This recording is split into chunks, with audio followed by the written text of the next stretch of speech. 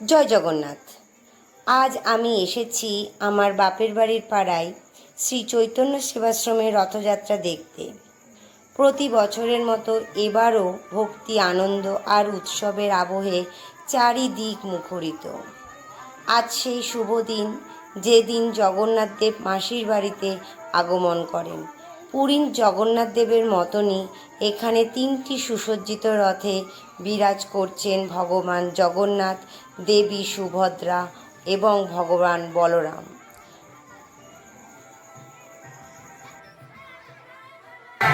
লাড্ডু, তুমি কি দেখতে এসছো? বলো, রথ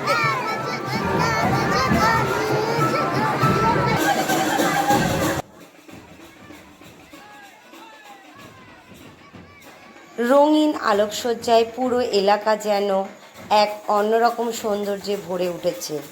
সকালের ভোগারতি, কীর্তন, প্রসাদ বিতরণ সব কিছুর পরে সন্ধেবেলা জগন্নাথ দেব এসে হাজির তার মাসির বাড়িতে।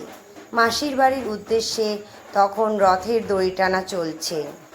চারিদিকে অসংখ্য মানুষের ভিড়, ভক্তদের উচ্ছ্বাস আর বাদ্যযন্ত্রের মনোমুগ্ধকর সুরে পরিবেশ হয়ে উঠেছে আরও প্রাণবন্ত।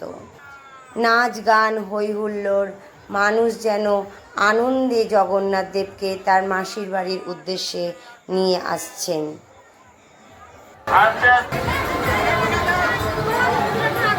জয় জগন্নাথ, জয় জগন্নাথ, জয় জগন্নাথ।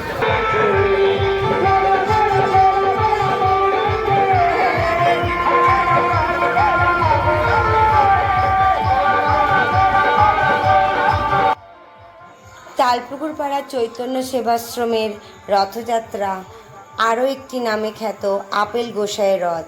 আজ সেই আপেল গোসাই আমাদের মধ্যে উপস্থিত না থাকলেও ভক্তদের মনে ভক্তি শ্রদ্ধায় উপস্থিত তিনি অবশ্যই আছেন। এখানে সাজানো হয়েছে সুন্দর করে রায়রাজাকে। রায়রাজার মনোরম সাজও সবার বিশেষ আকর্ষণের কেন্দ্রবিন্দু। রাস্তায় রাস্তায় ছোট বাচ্চা, বুড়ো, বয়স্ক মানুষের যেমন ভিড়, ঢল, ভক্তি শ্রদ্ধায় যেন এক অপূর্ব মিলন মেলায় সৃষ্টি হয়েছে। এই রথযাত্রা শুধু একটি ধর্মীয় উৎসব নয়, এটি আমাদের ঐতিহ্য, সংস্কৃতি এবং ভক্তির এক অপূর্ব মিলন মেলা। ছোট থেকে বড় সবাই আজ সেই আনন্দে সামিল হয়েছে।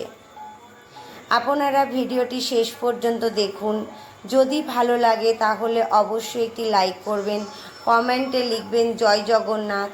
আর এই রকম আরও সুন্দর ভিডিও দেখতে আমার চ্যানেলটি সাবস্ক্রাইব করতে ভুলবেন না। আজকের এই রথযাত্রার আনন্দ, হই হুল্লোড় উপভোগ করতে আপনাদের সকলকে আগামী বছরের জন্য আগমনের শুভ কামনা রইল। আপনারা পরবর্তী বছরে আসুন এবং চৈতন্য সেবাশ্রম সংঘের রথযাত্রা দেখে আনন্দ উপভোগ করুন। সবাইকে রথযাত্রার আন্তরিক শুভেচ্ছা। জয় জগন্নাথ।